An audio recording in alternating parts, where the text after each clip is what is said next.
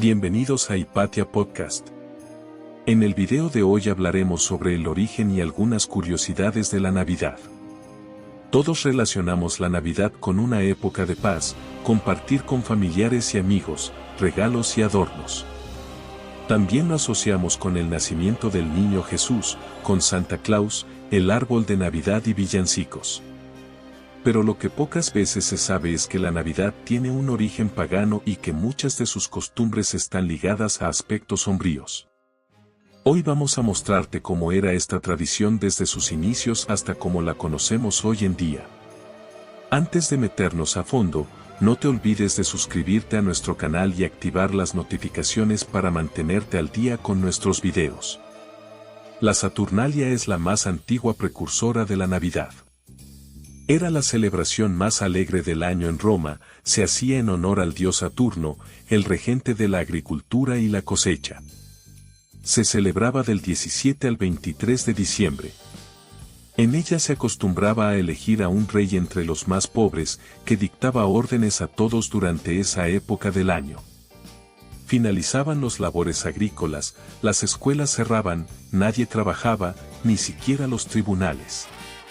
Así todos podían celebrar sin problemas. Las restricciones sociales se relajaban un poco, los esclavos eran temporalmente liberados y tratados como iguales. Incluso había un intercambio de roles, donde los esclavos se comportaban y vestían como los amos, y estos como esclavos. La gente apostaba y los excesos no eran socialmente mal vistos ni castigados. Las personas de los sectores más desfavorecidos de la sociedad romana iban de casa en casa cantando a cambio de comida.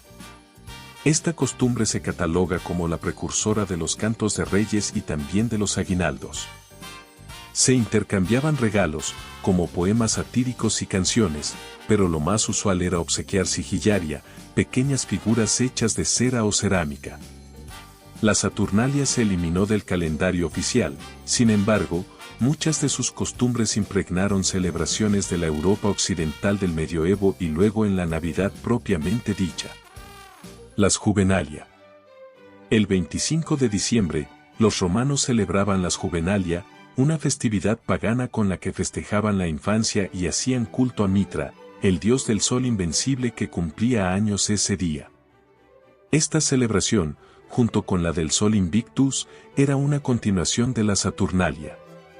La celebración pagana del Sol Invictus también dio origen a la Navidad.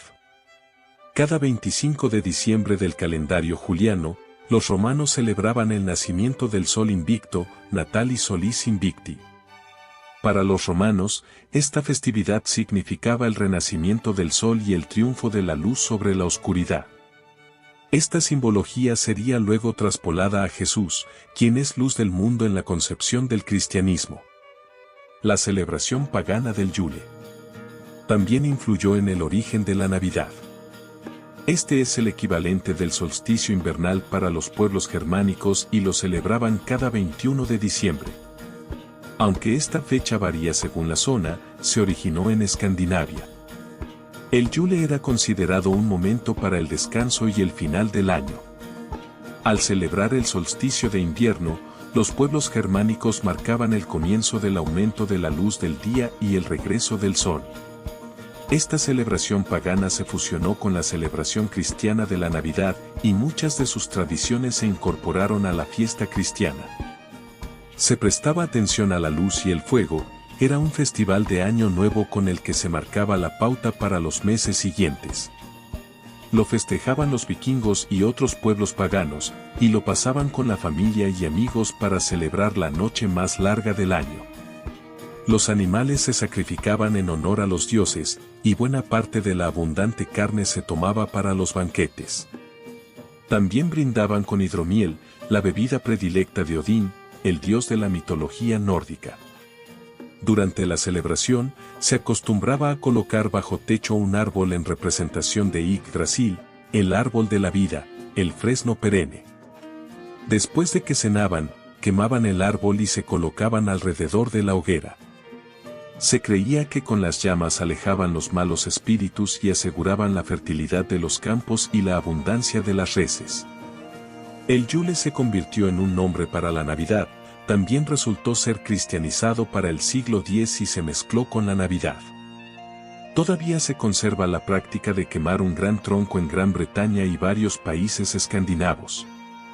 Actualmente se prepara un tronco dulce, o Yule log, que es un postre con la apariencia de un tronco. En un principio, hubo dos concepciones de la Navidad. Por un lado estaban los que asistían a las iglesias el 25 de diciembre. Encendían velas y celebraban la natividad o nacimiento de Jesús solemnemente con himnos y cantos que con el tiempo se transformarían en los populares villancicos, solo que no tan ligados a lo religioso. Por otro lado estaba la celebración al estilo pagano con bullicio, alcohol y otros excesos. La tradición del pesebre se remonta al año 400 después de Cristo. Esta tradición tiene su origen en el momento en el que el Papa Sixto III mandó a construir un pesebre en Roma en el año 400 después de Cristo. La intención era mostrar la historia del nacimiento de Jesús. Para el siglo XVIII, se fabricaban artesanalmente estos pesebres de toda Europa. El único territorio en el que tardó más en tomarse como tradición fue el británico. En la Inglaterra medieval, la Navidad significó una celebración excesiva durante 12 días. Los ingleses de la Edad Media se divertían a granel, las fiestas alcanzaban el 6 de enero. Tanto ricos como pobres comenzaban a preparar la ocasión. En 1038 es cuando se registra propiamente el nombre Navidad, Misa de Cristo en Inglaterra. En líneas generales, se conmemoraba el nacimiento de Cristo con desfiles y se caracterizaban por continuar algunas costumbres de la Saturnalia, el Yule entre otras festividades paganas.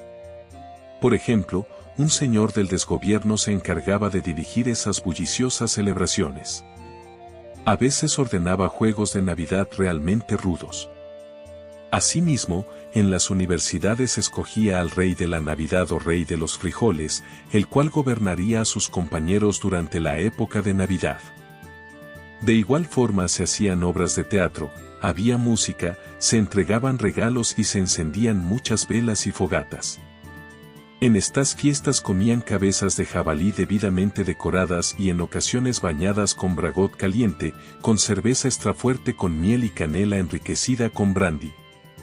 Obviamente había cabida para las borracheras, que era algo fundamental en estas fiestas. Los ingleses decoraban sus casas con el follaje de invierno disponible. En el siglo XVII las Navidades fueron suspendidas en Inglaterra debido a los rasgos paganos y a que la fecha del nacimiento de Jesús no era mencionada en la Biblia. Los puritanos prohibieron el festival en 1644, incluso consideraron que celebrar la misa de Navidad era ilegal. Eso trajo consigo una serie de disturbios que contribuyeron para que la guerra civil inglesa se avivara. La gente exigía el regreso de las fiestas. Solo cuando Carlos II se convirtió en rey se canceló la prohibición, aunque volvió con ciertas moderaciones. La costumbre navideña de besarse bajo el muérdago proviene de los griegos y de la mitología escandinava. La tradición de besarse bajo un muérdago tiene dos procedencias. Una de ellas tiene que ver con que los antiguos griegos concebían que, además de fomentar la vida y la fertilidad, el muérdago tenía el poder de conciliar cuando familiares, amigos o parejas discutían por alguna razón. Cuando decidían hacer las paces, la reconciliación se sellaba con un beso bajo el muérdago. En tanto en la mitología escandinava, el muérdago se le rendía honor dándose un beso debajo de él. La historia tiene su génesis cuando la diosa Frigga estaba llorando desconsoladamente debido a que Loki provocó la muerte de Bolde, el hijo de la diosa, con una flecha de muérdago. Las lágrimas de Frigga se convirtieron en las bayas blancas del muérdago.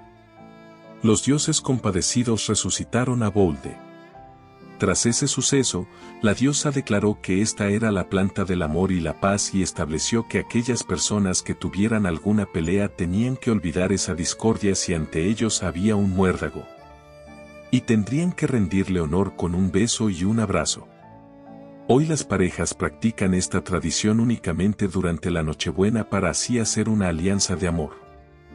El muérdago solía usarse para perdonar a los criminales. La asociación más frecuente que se ha hecho con el muérdago tiene que ver con los besos y los abrazos. Sin embargo, existe un origen turbio. Los líderes religiosos de Inglaterra llegaron a prohibirlo por el hecho de que los druidas lo concebían como un símbolo de amistad. Un tiempo después en Reino Unido, la iglesia Minster de York empezó con una celebración muy peculiar, un servicio de muérdago especial para cada invierno, al cual acudían los delincuentes de la ciudad con su ramita de muérdago para que se les perdonaran sus fechorías. Al parecer, declaraban libertad pública y universal, perdón y liberación de todo tipo de personas inferiores y malvadas. En las puertas de la catedral, el símbolo navideño del muérdago en las iglesias hoy puede haberse puesto en los altares durante la temporada navideña. El árbol de Navidad se convirtió en un símbolo universal gracias a Alemania.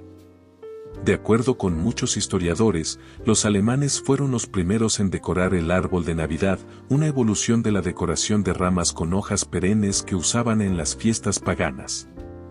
La reina Victoria y el príncipe Alberto popularizaron el árbol de Navidad. Aunque el árbol de Navidad tiene su génesis en Alemania, fueron la reina Victoria y el príncipe Alberto quienes entre 1840 y 1850 lo popularizaron en Gran Bretaña, y por su gran influencia, luego en el resto del mundo.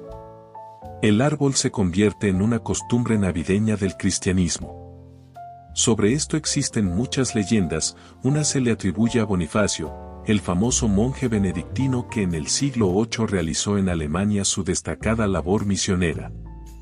Según el Dr. Dominic Wilson, de la Universidad de Sydney, la historia común dice que se encontró con algunos nativos alemanes que realizaban algunos sacrificios frente a un poderoso roble.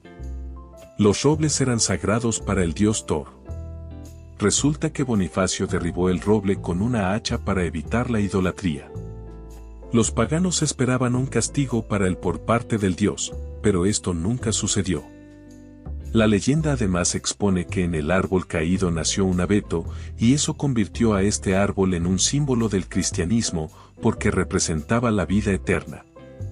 En palabras de Wilson, eso se convirtió en un símbolo de Cristo. Al tener forma triangular, representa la Trinidad. Y de ahí surgió la idea de que el árbol debería ser un símbolo de Cristo y la nueva vida. A partir de entonces, la gente comenzó a talar los abetos para llevarlos a casa. Edward Johnson fue el primero en colocar luces eléctricas al árbol de Navidad. Creó unos 80 focos pequeños de color rojo, blanco y azul. El 22 de diciembre de 1882, en su casa de Nueva York, Edward iluminó por primera vez un árbol de Navidad con luces eléctricas. Seguidamente, General Electric empezó a comercializar el invento y esto se fue haciendo cada vez más popular. La tradición cristiana de los regalos de Navidad está basada en un hecho bíblico. En el Evangelio de Mateo, se menciona la estrella de Belén cuando narra el nacimiento de Jesús y la visita de los Reyes Magos. Estos le llevaron al niño regalos muy significativos, incienso, oro y mirra. La historia que se narra en los villancicos sobre el buen rey Wenceslao es aterradoramente real. Existe un villancico popular llamado Good King Wenceslas que narra la historia de un rey que desafía una tormenta de nieve para prestar ayuda a un pobre campesino en la fiesta de Esteban, celebrada el 26 de diciembre. El Cascanueces es un cuento sorprendentemente espeluznante en su versión original. La narrativa está basada en el ballet El Cascanueces y tiene su base en un cuento del autor alemán Hoffmann, El Cascanueces y el Rey Ratón, publicado en 1816. La trama principal gira en torno a la historia de María, una niña que recibe un cascanueces en forma de soldado como regalo de Navidad. Durante la noche, María se despierta y ve que el cascanueces ha cobrado vida. El cascanueces se convierte en un príncipe que la lleva a un mundo de fantasía, donde deben enfrentar a los ratones y al rey de los ratones. El Cascanueces, de Hoffmann es más oscura y espeluznante que las adaptaciones modernas, que suelen ser más suaves y orientadas hacia la infancia. San Nicolás sí existió y fue un obispo turco. Nicolás de Bari fue un obispo cristiano de origen turco que nació aproximadamente en el año 280 después de Cristo. San Nicolás, como luego fue llamado, regaló la riqueza que poseía, ayudó a pobres y enfermos mientras viajaba por los campos. La gente lo consideraba un santo. En una ocasión, un grupo de marineros aseguraron ser salvados por él cuando estaban en alta mar y una tormenta terrible los azotaba. Ellos pidieron a Dios que los salvara por las oraciones de San Nicolás. La Navidad fue prohibida en Estados Unidos en el siglo XVI. En Boston, se prohibió entre 1659 y 1681. La prohibición la hicieron unos puritanos ingleses que en 1620 habían llegado a América. Se imponían 5 chelines de multa a quienes no acataran la prohibición. La Navidad fue reinventada en Estados Unidos gracias a Washington Irving. Los estadounidenses comenzaron a aceptar la Navidad en el siglo XIX, pero no solo eso. También le cambiaron ese aspecto de carnaval estridente y la convirtieron en una celebración más familiar que abrazaba la paz y la nostalgia. En 1828, y como respuesta a un motín de Navidad, fue instituida la primera fuerza policial de la ciudad de Nueva York. La ciudad cambiante y desarrollada hizo que los miembros de las clases concibieran la posibilidad de cambiar en Estados Unidos la manera en la que celebraban la Navidad. El reconocido Washington Irving es el autor de una serie de relatos sobre la celebración de la Navidad en una casa señorial inglesa. En ellos se presenta un escudero que hizo a los campesinos una invitación para que pasaran las vacaciones en su casa. Tanto el escudero como los campesinos supieron mezclarse sin problemas. La Navidad era una época para dejar de lado las diferencias y vivir en paz. Santa Claus derivó de San Nicolás. El vocablo Santa Claus se origina del holandés Sinterklaas, que llegó a tener como abreviatura Sint Nicolaas, de donde originó propiamente el término que se maneja en muchos países, junto con otras variantes. Por ejemplo, San Nicolás y Papá Noel. El personaje Santa Claus apareció por primera vez en un poema de 1823. A Visit from Saint Nicholas, también conocido como The Night Before Christmas, la noche antes de Navidad. Su autor fue el ministro episcopal Clement Clark Moore, profesor de literatura griega y oriental. Clement Clark Moore creó Santa Claus basándose en 2 legendarias figuras históricas. Santa Claus está inspirado en San Nicolás, el obispo del siglo IV, y en la versión holandesa de Sinterklaas, quien también derivaba de Odín. Esta deidad pagana volaba en un caballo de 8 patas. La tradición de dejar calcetines en la chimenea o en un lugar visible durante la Navidad se remonta a la leyenda de San Nicolás. Según la historia, San Nicolás dejó oro en los calcetines de 3 niñas pobres para ayudar a su familia. El cristianismo, el árbol de Navidad y el Santa Claus terminaron transformando aquellas celebraciones que hacían los romanos, los vikingos y otros pueblos de Europa, con lo que la Navidad dejó ese carácter pagano del que surgió. Y hoy es un tiempo de compartir familiar, religioso pero también muy secular, ya que el detalle de los regalos hizo que se convirtiera en una época demasiado consumista para los tiempos del capitalismo. Sin embargo, creo que de todos estos símbolos que nos deja la historia de la humanidad, podemos cerrar en que son tiempos de paz, de familia y de perdón. Pero también de luz y de un nuevo comienzo. Gracias por llegar hasta acá y sin más. Feliz solsticio y bienvenido a Hipatia Podcast.